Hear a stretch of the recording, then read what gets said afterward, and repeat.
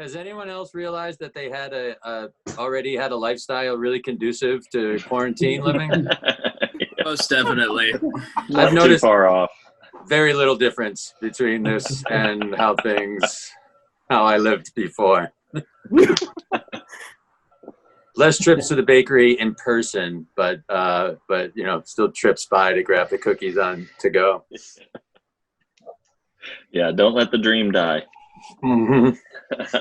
Yeah, there was a week or two where I felt like I just have to get out and do something, and then it just slowly dawned on me, like, no, I don't. I love the convenient excuse you have, like that no one can expect anything of you right now. Like you're just like, hey, can't, man, just can't. Yeah, that's gonna be my go-to for the rest of the year, really. Can't. Corona, you know. Yeah. Wish I could. A few of us were talking that when we're finally able to perform again, our show's just going to be just terrible. Live sex shows. Yeah, just insane. Just punch drunk and yeah, people how does crawling all improv over work? each other. And, yeah. All right, we have to set some boundaries before we start back in. All right, good. It's 7:31, so I know we'll probably have some people dropping in, but I am going to turn off the little ding dong so that doesn't keep happening. I'm glad you weren't referring to someone in particular as the little ding dong. Oh, and there is the ding dong. Yeah, great turn timing. Turn him off. He's got that Lenny and Squiggy. Yeah. Hello. Joe coming in. Hey, thanks everybody for joining in. I hope it's okay. I'm going to record this just so that if we want to refer back to it later, we can. It's great to see everybody's faces. I was just telling Al, I haven't seen her face and I can't even remember the last time. It's probably the festival in South Carolina last year. So really cool to see you guys. So Queen City Comedy's been doing these comedy conversations. We did one on LGBTQ. We did one on clean comedy, one on marketing. We did this past weekend one on kind of diversity in comedy, just to keep the energy going, to keep the connection between people, to keep our skills sharp, and just to stay connected. And so it was, but we didn't have near as many people as we have signed up for this. So I appreciate everybody taking some time to join us. And I thank TJ for returning my 23 phone calls and not pressing charges or sending out a cease and desist. He agreed. Feels like a bad rash. It doesn't go away. All right. So where's the mute button for Lisa? Let's see. There we go. Top right. Good. Yeah, I won't do a lot of introduction to TJ. I'll just say that I first saw TJ and Dave when I was fairly new to improv. And I asked somebody, I was in Chicago for work, and I said, what should I see? And they said, well, you got to go see TJ and Dave. I went, rolled up to the door expecting to buy tickets, and they're like, no, this sold out on a weeknight. Like, improv sold out on a weeknight? That's crazy. They put me on a waiting list, so I went to a little cafe and waited, and then I saw two guys come in. I'm like, I think that's the guys I'm here to see tonight. And I'm like, I thought there was some kind of conspiracy, like, wait a minute, are they planning their improv? Is that what's going on?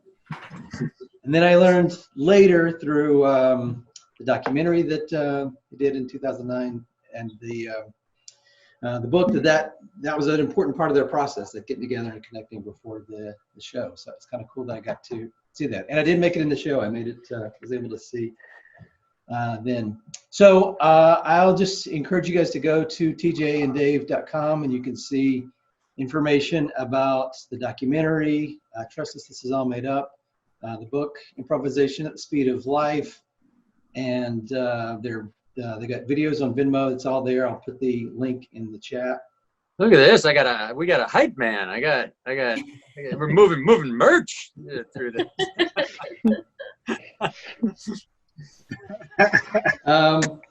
So what we're going to do, I'm going to turn it over to TJ just to introduce himself, and I got a couple questions, but we're going to let you kind of run with it. We're making this all up. We didn't have anything planned ahead of time. Trust us, this is all made up.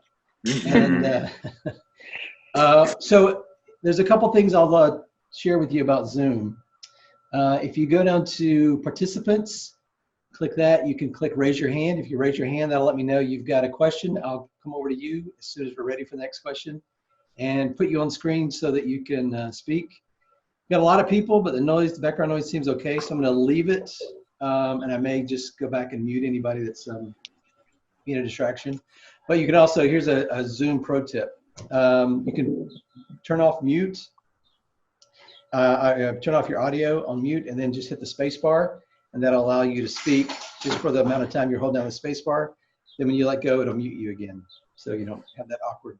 That's also the thing you can use to consult with your counsel at that point. That's right. It's the equivalent of putting your hand over the microphone and leaning, whisper in somebody's ear. Yeah, if anybody doesn't want to come on mic and ask the question, feel free to use the chat box for that. Or if you just have a question that's a follow-up to what's being talked about right now, use the chat box. We'll figure it out as we go. So, TJ, thanks for joining us. I really appreciate it. Yeah, my pleasure. Thank you guys for being here. This would have been embarrassing to show up and have an empty Zoom room. So thank you for doing that. Empty Zoom room. That's a new improv team name. I called it. Yeah. So what are you doing? We talked a little bit about what kind of the theaters were doing, but what are you doing to fill your space and time during this? Ooh, cooking, walking, reading. Our dog is not super comfortable with affection, so she'd actually like both Beth and I to go back to work, as though we worked before. But my buddy and I have a podcast and been recording a few of those. But otherwise, not too much. I got a lot of downtime, and I don't do a ton. I don't do as much as I would like to with it. But I had, when the virus first hit, I ended up coming up with an idea, the starting idea for a form that I was hoping to be able to get into a room and work on with people. But so far, we have not been able to get people together for obvious reasons. But it put me in mind of the idea of dialogue, characters, moves, settings, words, physicalities becoming contagious and mutating. And I noodle around with that idea sometimes, but I think I've taken it kind of as far as I can in here without messing around with folks and seeing what we would come up with as a group. So hopefully that will be at some point in the future. Are you staying connected with your teams and some of the other folks that you work with?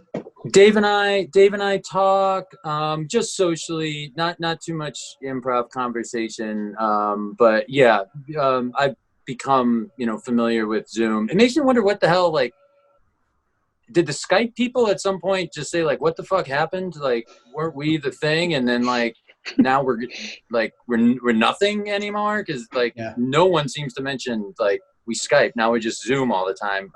But socially, phone calls. A good improviser buddy of mine had a baby 2 months ago, and that baby has met like 0 people other than his mom and dad and a doctor. So like, as far as he knows, everyone who's not his parents just like gives him shots and stuff. I'm a bad hype man. I didn't mention your podcast. What's your podcast? Oh yeah, no, there's no reason you should. Or it's called Here's the Situation, and it's literally just a conversation with my friend and another improviser named Rush Howell about hypotheticals that we ask each other. Some entirely stupid, some that may have some actual like value or worth to them. But it's someone described it as like, smart talk about stupid things or stupid talk about smart things. So that's probably as accurate a description as any. Do you have any advice for improvisers while all this is going on and they're away from the craft? Man, I don't know, man. The only thing I've ever thought you could accomplish by yourself that was, improv useful is to work on your object work. That seemed like, okay, I can hold this, take it out of my hand and see what my hand is like when this isn't in my hand. But other than that, like, I don't know, not being face to face with someone seems to just cripple what makes improvisation magical, at least to me. Right. When you even mentioned the Q&A, a couple of the other possibilities was to like try and coach or maybe do a workshop remotely like this. But unless I can really see what someone's face is doing or hear everything or really pick up on all the little things that happen to a body or proximity to another person, you miss so much of it. Even friends who do like improvisational podcasts, God bless them, because like if I can't see your face and see like what your face is doing when you're saying something, I'm missing what I think is like the most important part of it. It's not the words that are important. It's how you did it that's really important. And if I can't see that, then that feels like I'm playing with more than one hand behind my back.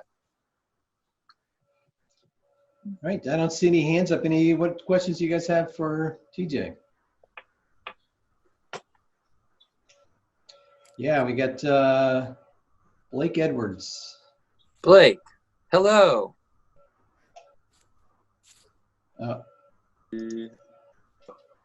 TJ, thanks so much for being here. Yeah, do you play all those instruments behind you, Blake?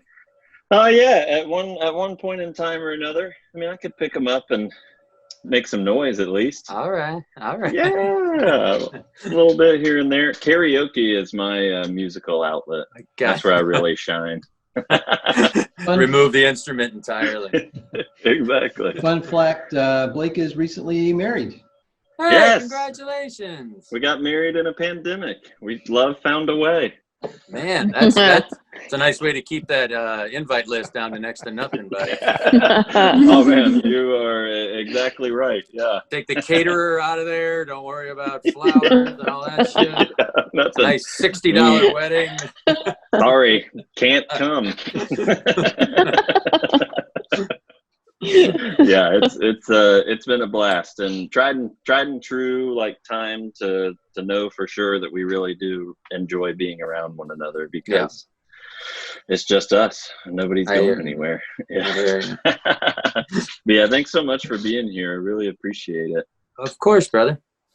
This is the same question in two parts. Something as far as like your improv experience and your improv career, what is something that you feel like you did to grow the most in your improvisation with other people? And then what was something that you feel like you've either done or experienced or seen that helped others around you grow? So something that you did or experienced that helped you grow the most, and then something that you did or experienced that helped the people around you grow the most. Okay, I'll try. I don't know if I'm good enough player to make those around me better, but they always say like the great ones really make the team a lot better. Like I'm looking out for numero fucking uno all the time. What I know. One of the things that made me better was to find goals outside of myself. I'm prone to my anxiety anyway, which makes improvisation an interesting like choice because it's so uncertain in so many ways. But if I could get it in my head that I'm gonna make this person look good, or I'm gonna like worry about big picture of the piece tonight, or I'm just gonna like edit on time, I'm just going to whatever that thing was that was outside of me, then I found that my head got quiet because I wasn't crawling up there thinking like, what am I going to say? What character can I come up with? What can I, like, how am I going to start this line? Like, if I stopped worrying about the line and just started worrying about the edit because it was their scene that needed to go out on time, then I found myself free all of a sudden to just to just be in a playful reactionary realm. And I'm not very good proactively, but I know I'm okay reactively. So as long as I could find something that I was reacting to, then stuff was drawn out of me that was much better than anything that I thought I could kind of come up with. And the few times that I've coached, and I don't know if this does make others better, I don't know if I've succeeded in that, but I know the concept is sound.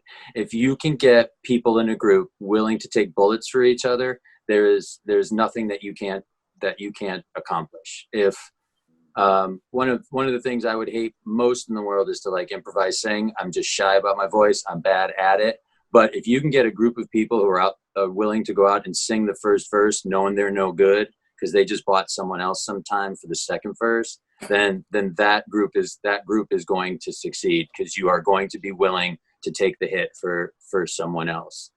So the closer you can inch towards selflessness, it's going to make everybody better. And sometimes that's just one person having the courage to go out and do it and show that example, and then other people might want to live up to that which they just saw, that whether it was courage or bravery or an abandonment of self or whatever. I really like watching animals, and I was trying to figure out why. And it's kind of, I think it's because they have no concept of self. So they're not like doing this to show off. They're like, no dog is sniffing that tree to like show how cool he is. It's just what they do. And so that feels like a convoluted answer. And I thought I was going to be able to take a straight line to it, but I hope you can pull something out of there that's of value. Absolutely. Thank you. Yeah, of course, man. Thank you. All right, I'm going over to Lisa. Lisa. Hey, thanks for lovely home, Lisa. I'm so like fanboying right now. This is cool. We're so happy you're here. You're such a fan. You've switched genders. I know. It's a gift. I hear you.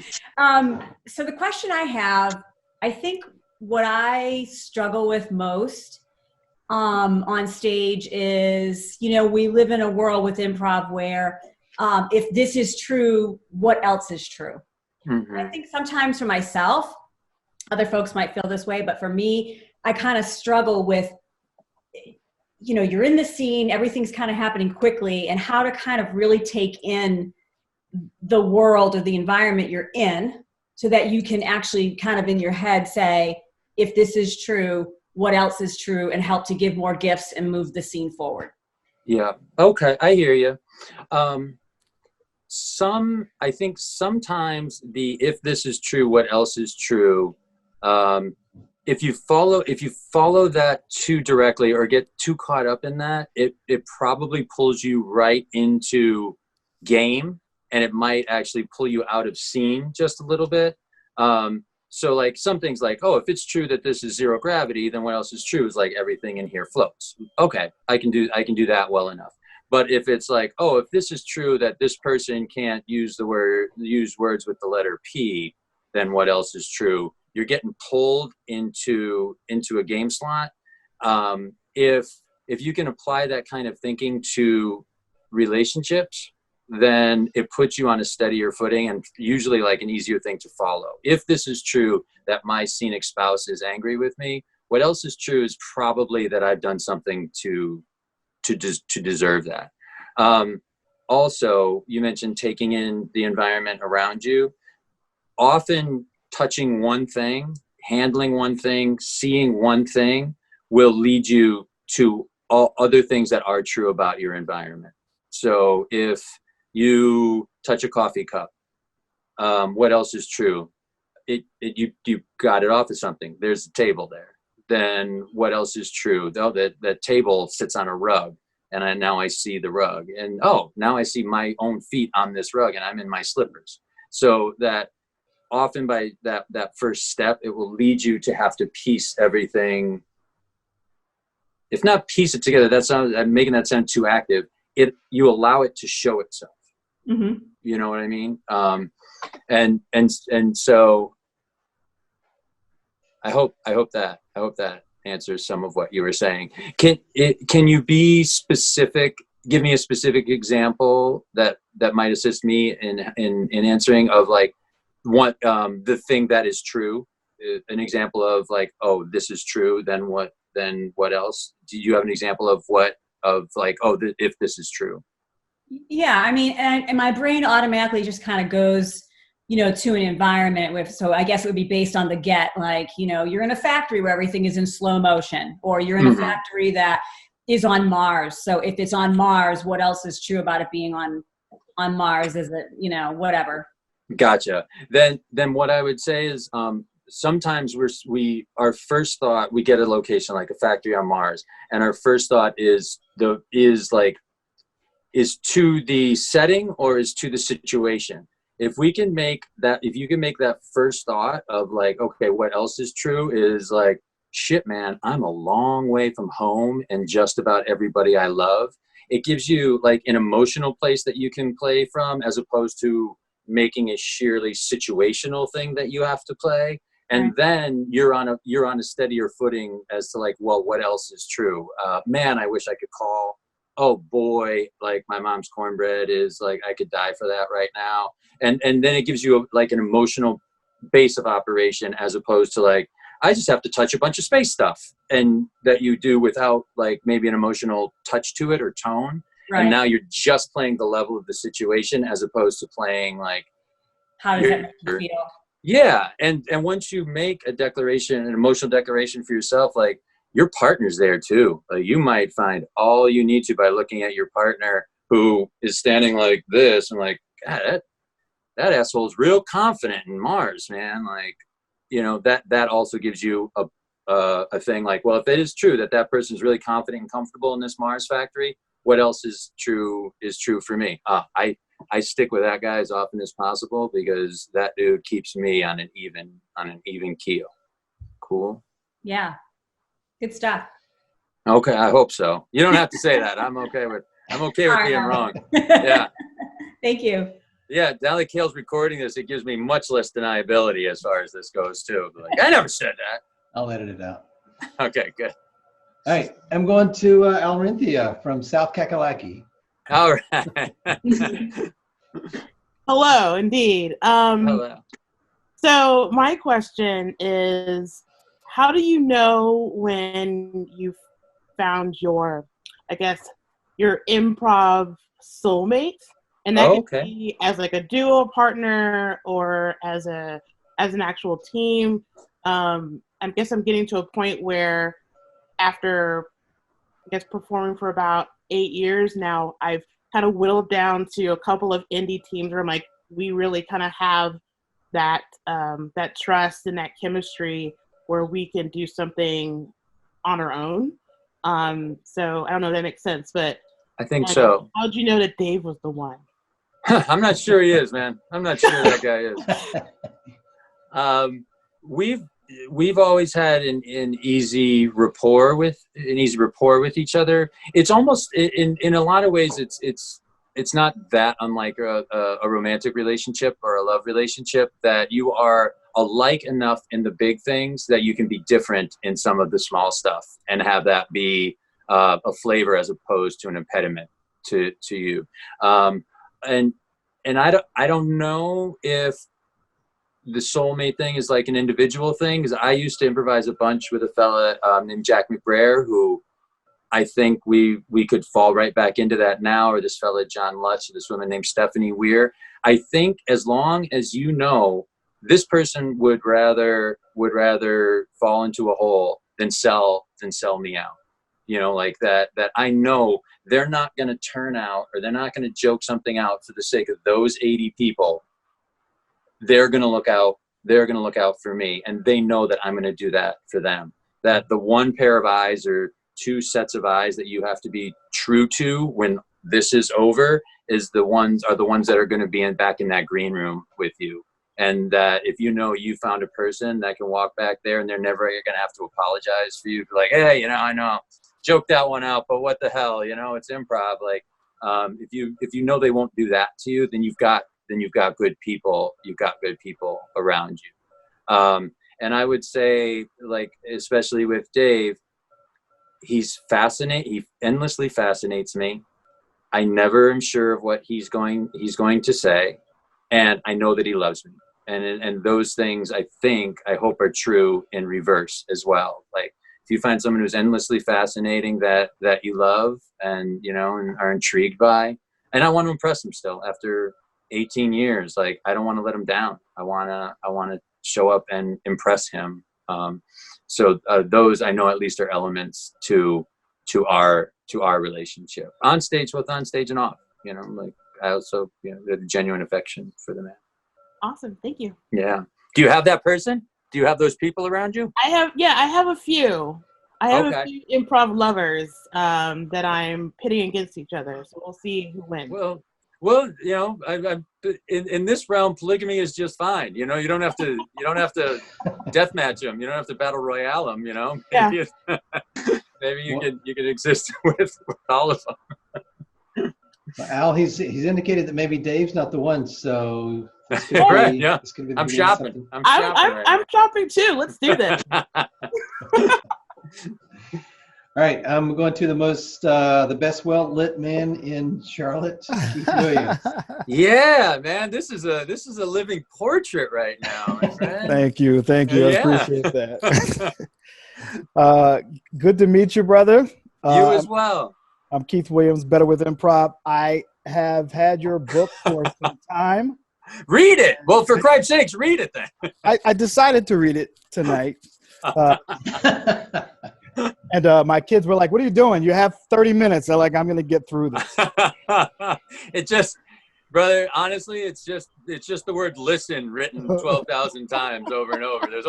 The thing only says two things. No, I mean, you know, not to blow smoke, but it is very good. So here's what I'm doing. I'm trying to use a little bit of applied improv for leadership and presentation. I did traditional short form and long form for 10 years, but I'm now trying to apply it to all sources, all walks of life, but mostly leadership and helping yourself be better at work or be better in life or whatever. So my question really is, have you done any of this corporate work or applied improv? I mean, how do you feel about that? Yeah, a little bit. I used to do, a buddy started a business called Spark Creative, and we would do some workshops. I always felt a little bit shy though, because we'd go into consulting firms or whatever and like, all right, guys, we got all this great info to give you, but like, I had no idea what the hell consultants do. So like, I didn't know how to say like, this is how you can, you know, like provide this. And you can't say like, sure to everybody of like, yeah, let's do that idea. It only costs $30 million or whatever the hell it is, you know? But I do think that stuff like look for how to say yes before you jump to no. Things like those stick out to me. The worst idea fully supported goes further than the best idea unsupported.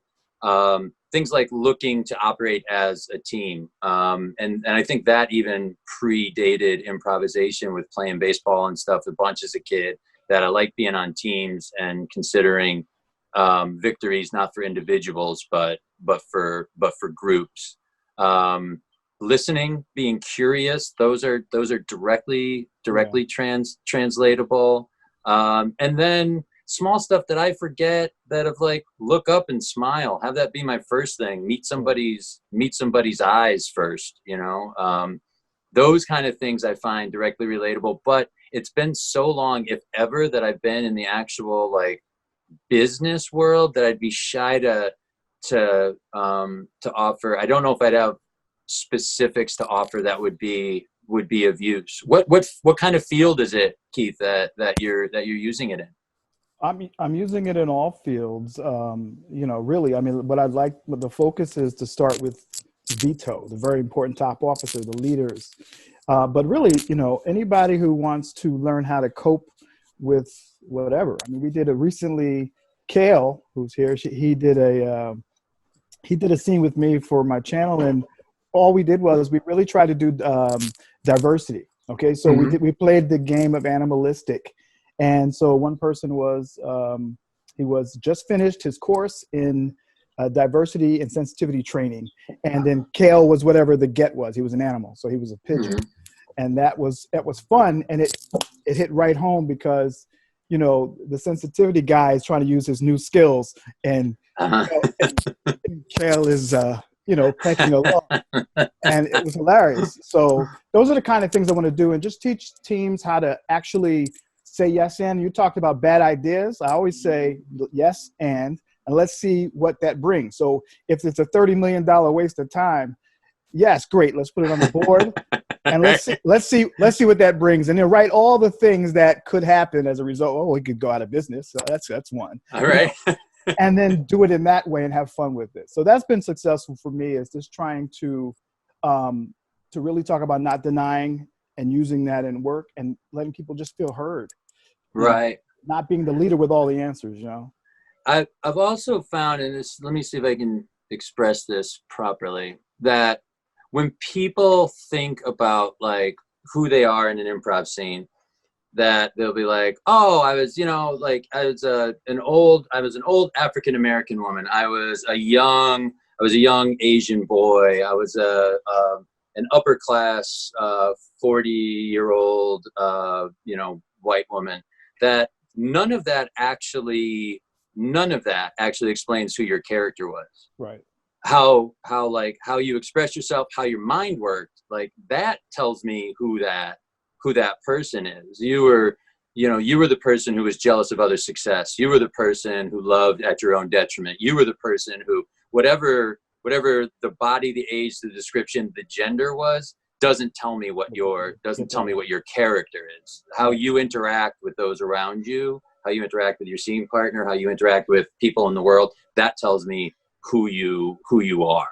I don't know if that's of use, but. No, I love it. And I think that ties in what you just told Lisa about the emotional string of, if this is true, then what else is true? And I think that ties together nicely. Yeah. And also, I guess to that Lisa's point too, if you find yourself playing more real, more grounded, those questions become more easy to answer. It's like, I have 80 weasels in my house. What else is true? That's much more difficult lift than, oh, my buddy who smiled at me just got into the car. What else is true? We're going somewhere we like. Like those answers are easier the more realistically you play, or the more realistic emotional viewpoints you claim for yourself. Those answers become simpler. Well, I appreciate it. I have some good takeaways. Thank you so much. Thank you. Pleasure meeting you. And whatever you do on Zoom, I want this, because this is like, it looked like it was a documentary, and we cut into this portion of the documentary that Keith is in. It's gorgeous. I'm in my home studio. No, or however you got portrait mode to work on Zoom is incredible. You got to be extra, Keith, but it looks good on you, babe. Yeah, he spent a lot of money to make the wall behind him fuzzy. Listen. Brothers need more light. That's just a fact. You got depth of field going. Your nose is more in focus than your ears. It's amazing. All right, I'm going to George from Asheville. George. Hey, TJ, how are you? George, I'm good. I might want to move to Asheville in a few years. You like it there? Man, it's pretty great, I have to say. Okay. I moved here from New York like 6 years ago. I thought I was going to be here for a year, and what do you know? It's a little liberal enclave up in the. Is it all up in the mountains, or is it? It's like close to the mountains. Okay. Elevation's up there a little, but not crazy. All right. All yeah, right, man. Yeah, it's a cool place. I just want to first off say thank you for. Thank you. Pretty awesome. Also, I actually had the pleasure to see you on March 11th. You guys play at the I.O., which was so fun. Man, I hope we didn't get a lot of people sick that night, man. It was right on the edge of whether people were supposed to be gathering or not. I was nervous the whole time. 3 days I was up there. It was kind of weird, but worth it. Anyway. George is okay, so that means everybody else is probably okay. Good. Yeah. Good. That's good. Yeah, you would be the canary in the coal mine, George. Totally. You would get it first. Total canary, absolutely. I guess my question kind of piggies back off of Aurinthia's a little bit. I found that, and I don't know if it's different with a two-person versus a team. Seems to be different, but how do you? I always found it's difficult to get that to play with people or to find people to play with where they kind of allow space to happen. Yeah. And I feel like when I see you guys, it's like there's the decent amount of I don't know what it is. Maybe it's just you've been doing it for so long, it's intuitive, but you allow each other such space to play. Yeah. It inevitably creates, it's not just, jibber jabber back and forth. It's, you know what I mean? I don't know. Did you and Dave have that initially or? You're right. You're right in one sense. And there's another aspect to it also that makes it much easier for us. It is that it's two people and we have close to an hour. And we only have 30 minutes of material, so we got to talk slow so we can spread it out to 50 minutes. So no one's editing. No one, it's not 9 or 10 people who are given 25 minutes to play like a regular Herald or what have you, that we are given so much latitude and time to develop stuff. Also, we play slower. We made certain promises to each other that we didn't want to miss anything. So we played at a pace that was easier for us not to miss something that the other one was doing. That it was more important to pay attention and make sure you were getting what your partner was doing than to put something, some great idea out there. Sure. And also we remind ourselves to dare to bore. That if we're gonna miss one side, it wouldn't be for too much shucking and jiving to get a bunch of yucks and stuff like that. That if we missed, we wanted to miss to where maybe we bored the hell out of people, but they believed it all. And so that kind of, the other thing was that if someone says something to you, I think sometimes when we're on stage, we feel like non-talking time is dead air. Sure. And so we talk to kind of fill, because it feels like we're filling the space or filling the airwaves.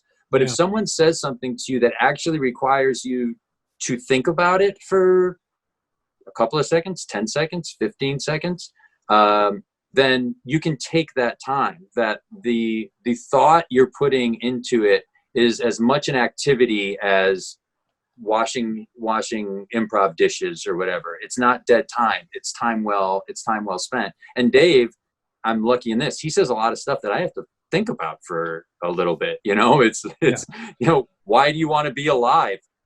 Holy shit, give me a minute. Because that's the kind of thing he says. And even when you're not allowed that opportunity, that you have 8 people and you have 25 minutes, you can still play slow within your beats and just edit more timely. Does that make sense? Yeah. But sometimes you think I've got to get a 4-minute scene into these 3 minutes because there's a lot I want to do. You don't you might find that what you thought was a 2-minute scene spread out to be 3 minutes because you gave it the amount of thought and consideration that it would take. If you every time you walk on stage, you kind of have to say in your head, I love this person enough to give them my attention, my thought, my concern, my care. And so that if you do say, whatever, good morning, then I treat that with the love that it deserves because someone I love just said it. It's in the same way that you can watch an onstage conflict or an argument that doesn't feel like bad improvisation if underneath that those two characters care about each other enough and know each other well enough to express their disagreements.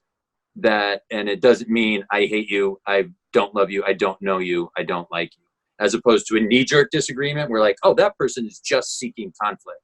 This other person loves this person well enough to go 10 rounds over why the pattern on these dishes is not right for their kitchen.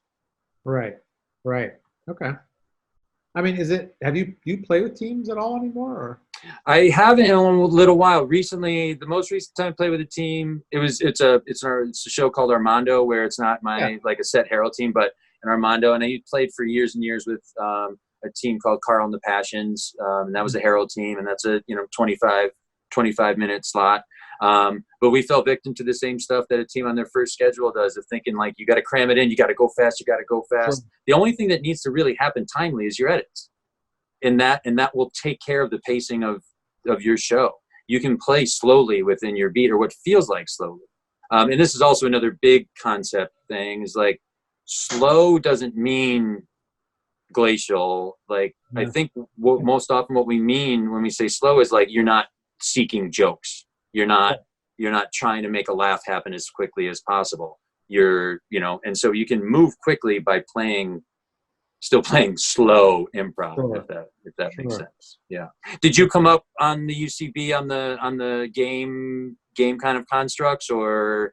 No, it was kind of I actually started doing it here in Asheville, honestly. Oh, okay. It was kind of a mishmash of Chicago and Dallas and a little bit of New York and a little bit of everything, I guess.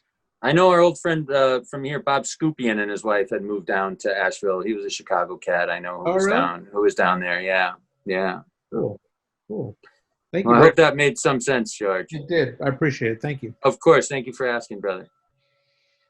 All right. I'm going over to Brandon Short from Now Are the Foxes. All right.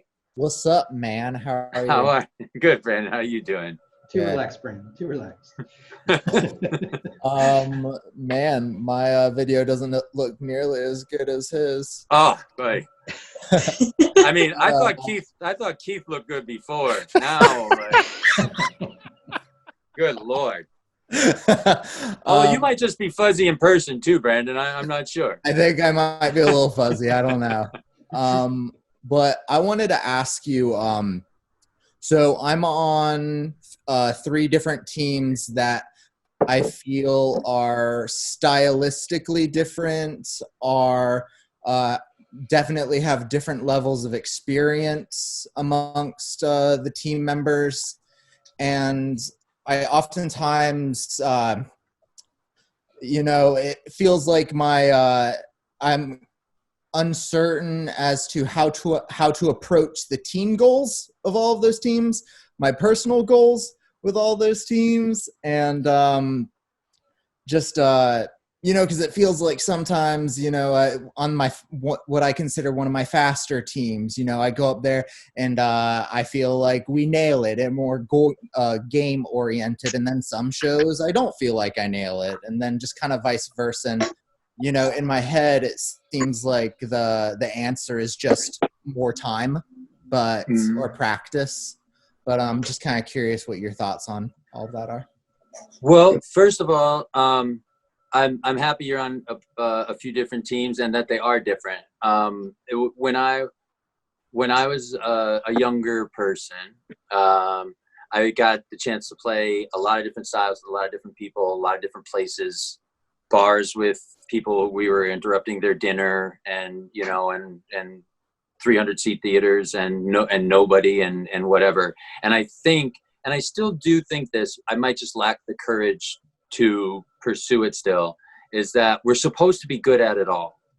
I think we're supposed to be able to play short form and know the value of it, and get acquainted with that, get to know how to do introductions, and then to play be able to play a 2-person scene for 15 minutes, and to be able to be a supportive and a functioning member of a Herald team or whatever. That it really, I think it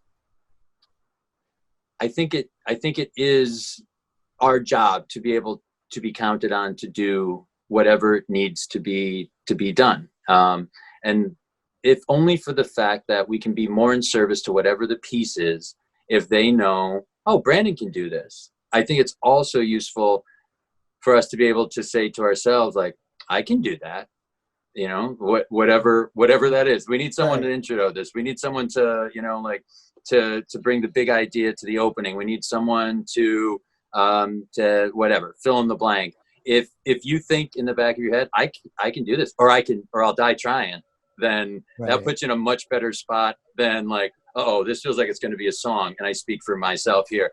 And just seeing like how close to a shadow or the back of the wall I can get at that point, you know, to be leaning forward is a much better spot to find yourself in. I would say for now, don't worry too much if you're leaning towards worrying about the show goal, the group goal, the team goal, the piece goal. I think my guess will be that you will achieve personal goals through doing that.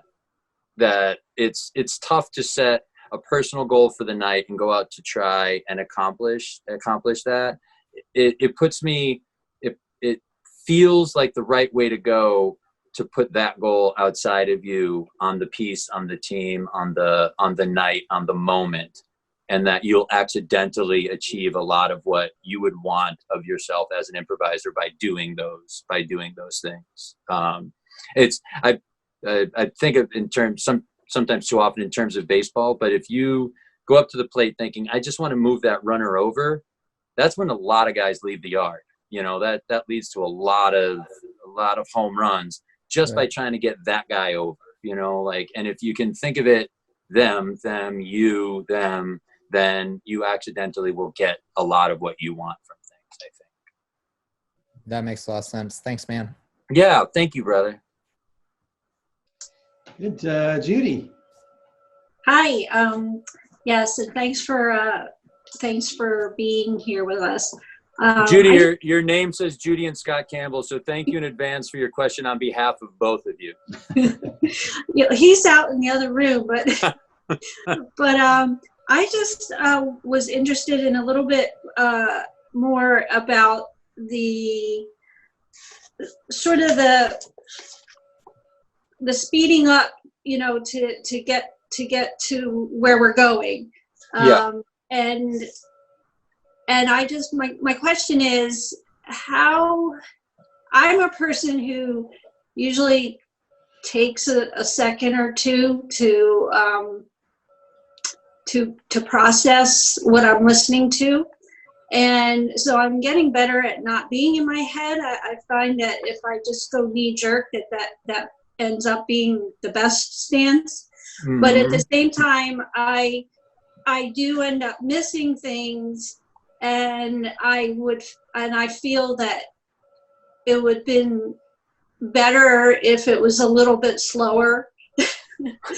And also, you know, where there is this sort of back in the mind about whether it's funny or not. I'm not typically thinking that way, but it feels that way at times. So there's a time when you're in the groove and it's just flowing, and you're not paying attention with that at all. But then there's other times where it might be like sort of stops and starts and stops and starts. But the main question is how would you advise a team as far as those nuances of slowing it down, or in terms of what the story is and where it's going? Yeah. A couple of things I think have to happen. If there is a prevailing worry about things like the story or things like whether this is funny or not, you're almost necessarily going to speed up. I think we'll equate the laugh with a certain amount of speed, wit, turnaround on that. Allow those things to be accidental.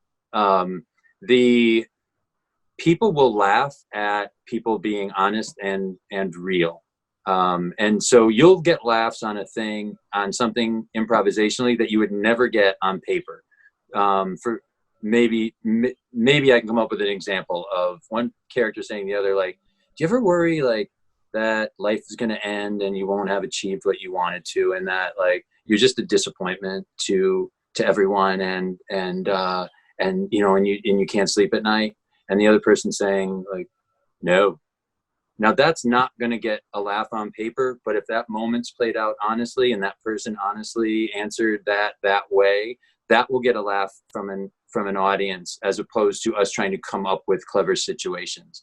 And those things will automatically speed you up. If you set out with a partner or a group who says like, let's only speak honestly about whatever it is that we talk about tonight, you will slow down. You will also get laughs, but you will also slow down. Also, I would say any sort of story or narrative, let that accidentally squeeze out through the cracks of the relationship that we watch, that we watch portrayed, so that we glean backstory and glean narrative by watching two people say, you know, like, hey, Hank, you were late, and then the guy's saying, yeah, I had to take the bus. I don't know what that story is, but I know if I'm watching that, I start to piece those narratives together myself without that guy having to say like, yeah, they repoed the car and Carol's got me on allowance, so I only have $30 right now, so I'm gonna buy, you know, blah blah blah blah blah. Cool. When you said sometimes you still miss things, Judy, do you know why, how, or what the cause of that is of missing things? Did you crawl up in here, or is someone just literally blowing by stuff? Well, I'm sure that there's times when I go into my head. There are other times that I think it's just the speed of the language is fast, and so I might miss it that way, or I just might not hear. I might not hear what was said. Okay. Well, if you ever don't hear because you weren't listening, that one's on you. But if you don't hear because someone was talking real fast, like, I'm of the school that you could say, still within character, of like, hey, Mitchell, could you repeat that? I missed just a little bit of it.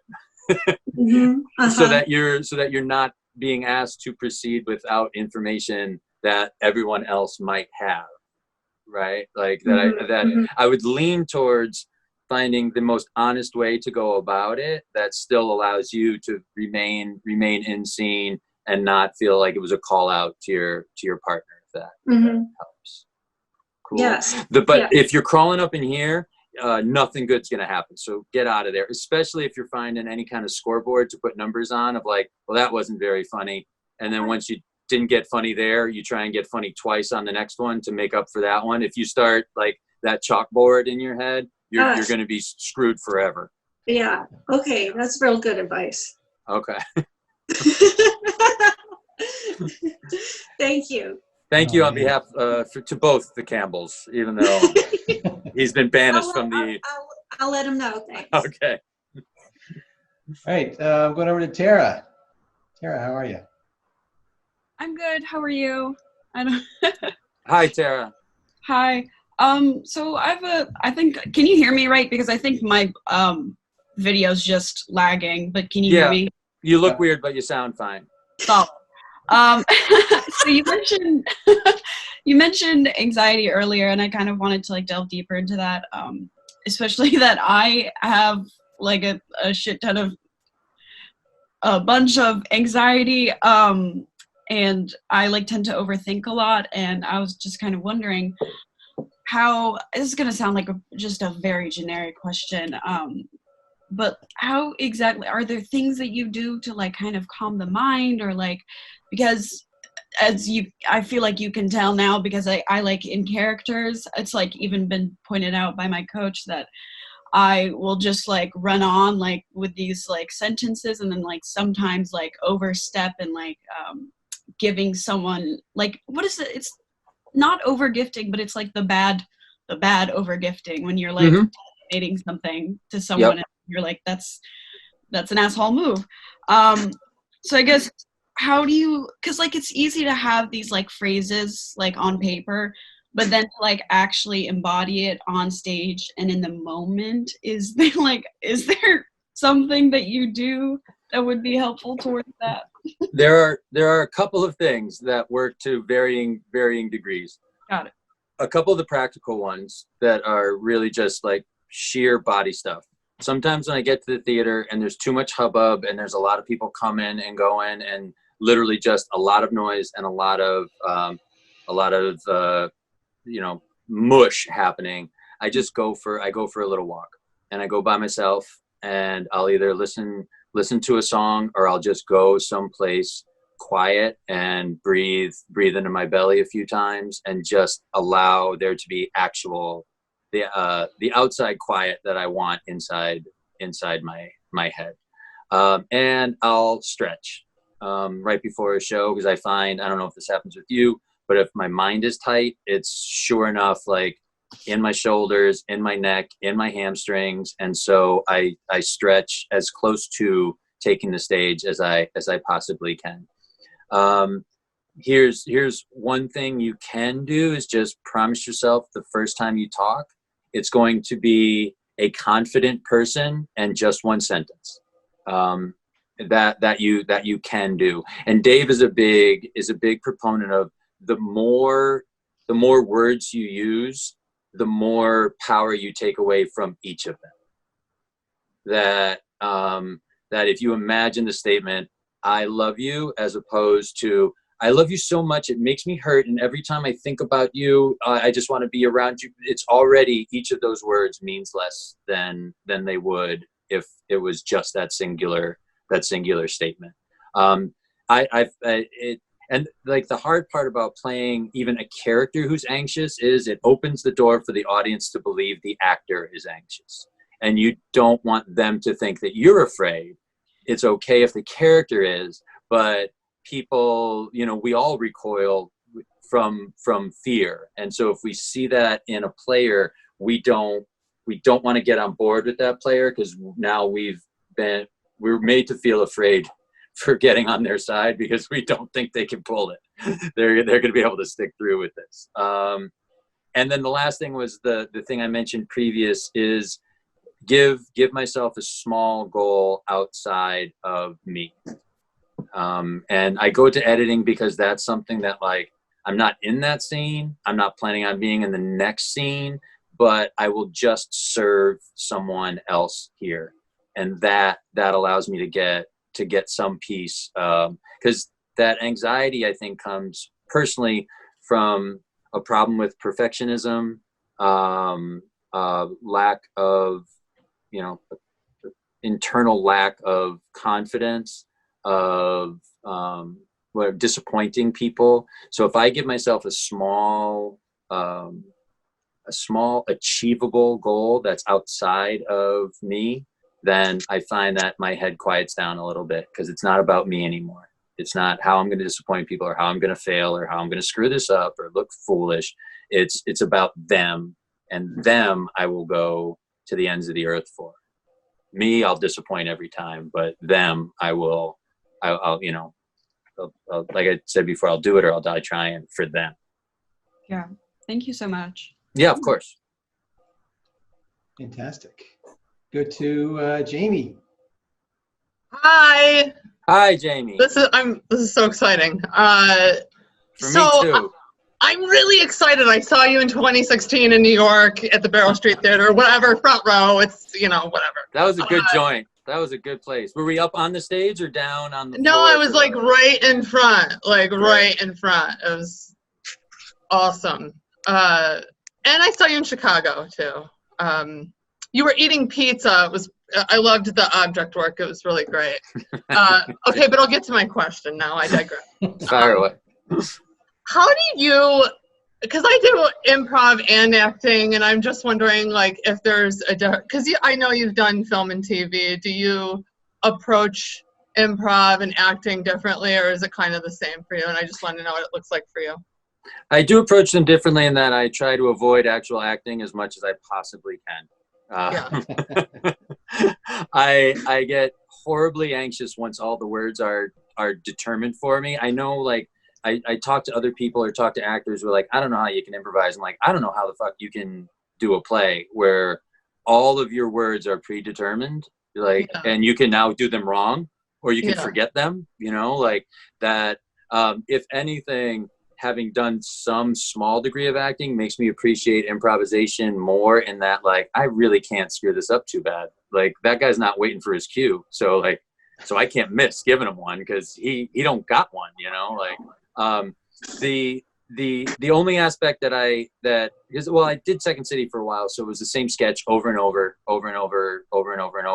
The only thing that I found really applicable for me was to listen my ass off, because I didn't want to make the mistake of doing the line exactly the same on Friday as I did on Thursday, when the way Steph did that line on Thursday was different than the way she did that line on Friday.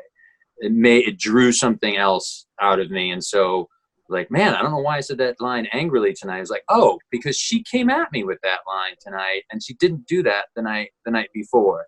So that trying to stay in reaction, and I know my partner is doing that too. So, like, if we can get there in either field, where, like, I'm just reacting, like, I didn't do that, you did it. No, you did that to me. No, you did that to me. Yeah. That then I know you're in a sweet spot at that point. Cool. Yeah. Thanks. Right. Thank you. Thanks for coming to those shows too. Yeah. Thank you for being an improviser. Sure. All right. Okay, I'm so all right, you two, calm down. All right, I'm going over to Lee Gannon.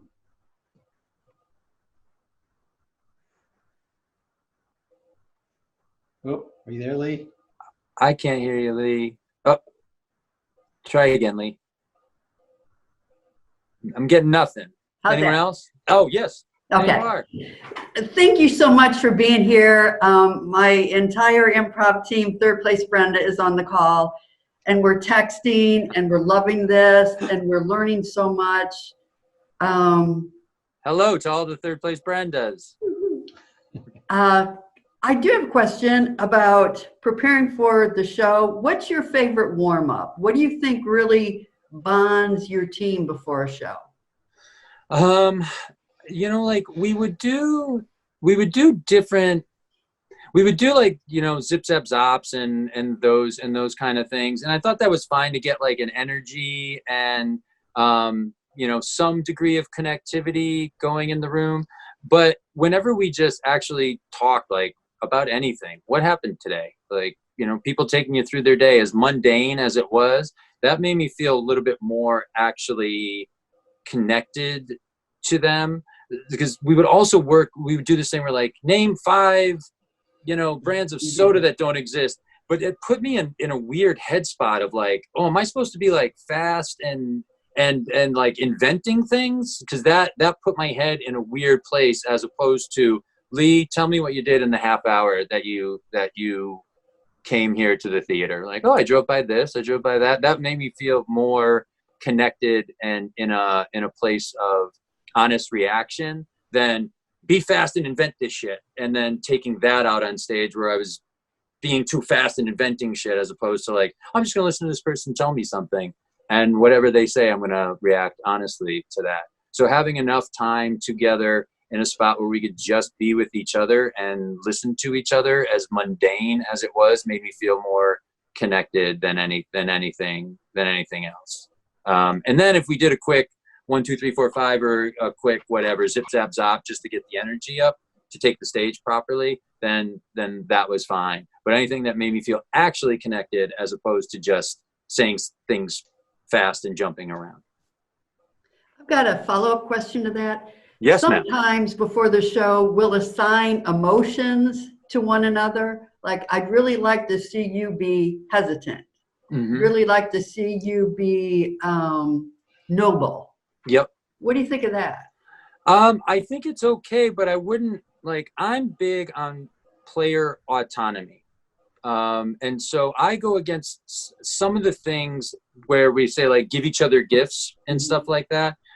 I don't want to be told who I am and what I'm doing.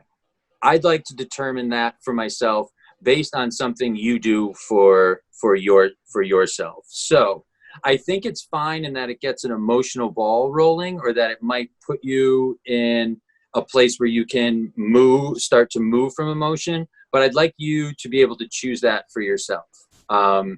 That here's what I think is almost foolproof when you improvise. To take the suggestion, and whether you do an opening or whatever, take a piece of information and make it an internal emotional point of view for yourself. So if I say to you, umbrella, that, oh, I easily collapse under pressure. That will be my emotional point of view that I take from umbrella. And so when I bring that to my partner, it's in my body, it's in my face, and whether I speak first or not, they see that in me. They see the fragility of someone who folds easily under pressure. They've also, based on umbrella, decided to be like, oh, I'm the type of person who's a little bit British but always prepared. And if they're doing that and I'm doing mine, we're making something between these two people that doesn't have to be invented or explained. It's already existing. And now all we have to do is react to the relationship that has just been created by each of us making one small emotional choice and bringing that to our partner. So, and so a long answer to what you just asked is, I'm fine with people choosing emotional states. I think you can do it based upon the suggestion or something internal to the show that allows it not to need to be pre-assigned. And not that you're pre-assigning, but saying, I'd like to see you do this. It's dropping that seed that may have it come from not as organic a place, as opposed to finding that from a moment within the show, within your suggestion, within your opening, within a monologue, what have you. Thank you. Of course. TJ, I know we're over on time and you've got a hard stop. Do you have time for one more question? Yeah, let's do one more. All right, I'm going to go then and let Roxy take the last Bring us question. home, Roxy. Oh my gosh. Hello, how are you? We just went from third base Brenda's. Now we need home plate Roxy on this one. You're bringing us right back to the dish. I'm just trash. I just wanted you to say my name and I wanted to hear it. That's all. We did it. Yes. Goodbye, everyone. Plants are taking over your apartment, Roxy. Do not back up. It's a house. They're all over. Trust me. There are trees everywhere. There's no lack of breathing or suffocating, even though I'm suffocating with my parents right now. But that's besides the point. I just wanted to ask, a lot of my questions were touched somewhat already tonight. You have such wise and great answers to everything. Roxy, I just end up talking so long that maybe something sounds right. I like that technique a lot. I'm going to use it until someone tells me to shut up. See, it's the exact opposite of what I told Tara to do. But my question really is, so I'm newer to improv, and welcome to the fold. Thank you. I've been doing it now for 2 years, and I really love it because of the honesty it brings, and that's the kind of performer I tend to be. I'm just, everything I say is pulled from real life, is what I know, and then. But I'd like to get your reaction on, so right now in my life, I'm the type of performer that wants something not necessarily funny, but something that resonates and people can connect with, especially just with in reflection of everything that's happening in the world now. And how do you get out of maybe that kind of headspace or that kind of letting things go when you have a partner or when you're with your team and they don't not fulfill what you want to achieve or don't actually play into it with you, but give you what you need and what the audience needs to further anything and everything along and make it good. I hear you. I mean, like, good, that's a fine goal, but it's tough. It's going to be rough if there is an agenda that makes its way into the theater with you. You know, like in the same way that like an improviser's had a really shitty day and, you know, like you're mad or angry or sad, that it is a bit of our job to leave that just outside the stage door. And I don't know if any one of us knows can really know what an audience wants from an evening. My guess is more often than not, they want to be entertained or forget about their crappy day that they did bring in with them. And so I think that night, it's going to be a little bit in your cells, right? Whatever it is. Let's say it's concerned about Corona. I'm going to try and leave it at the back door. I'm going to drop it right there and just play this show. It's going to be in your mind and a bit in your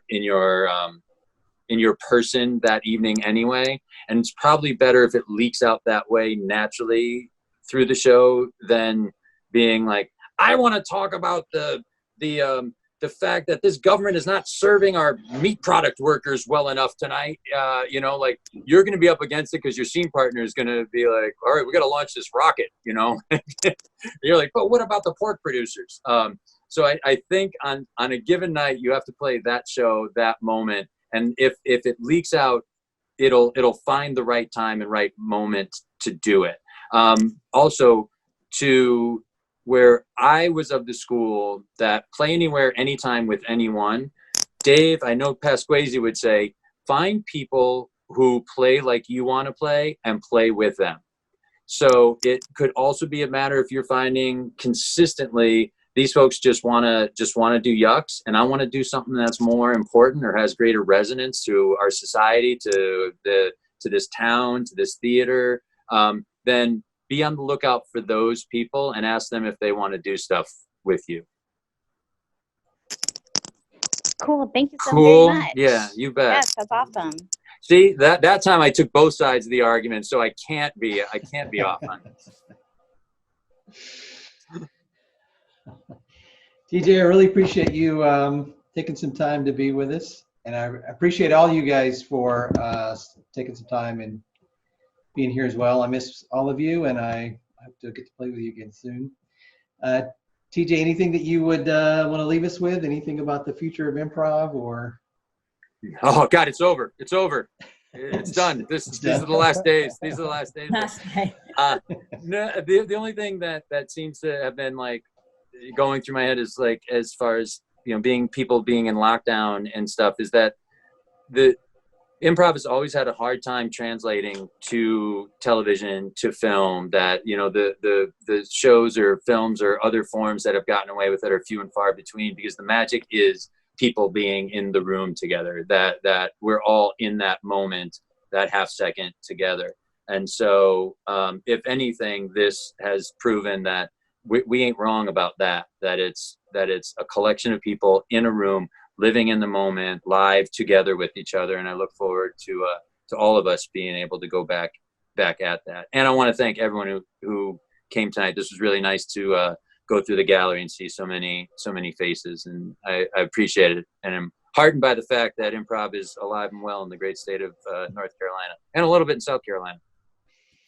Good. You guys can all turn your microphones on and help me answer this question. Should TJ find an excuse to come to North Kakalaki so that we can be face-to-face in the room? I'd like to say that since TJ mentioned that, when him and Dave are performing, those scenes can breathe because they get an hour. I'd like to formally suggest that when we do the Queen City comedy, we can all get an hour now slot. No, Lisa, you're not getting an hour at the festival. Oh, come on. Nice try. I've already invited TJ to perform with me, so that's my soulmate. Yeah, so if I could just go ahead and have that submission put in. And I'm crashing with George for a few weeks if I just so I can check out. I got room, man. I got room. Yeah. Oh man, some people were hustling in the chats. I could see that. All right.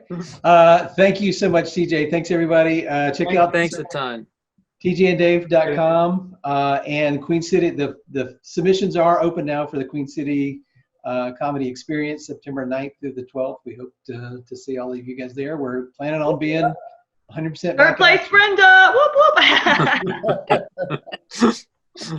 All right. Thanks so much. Good night, everybody. Thank you. Bye. Thank you. Yeah.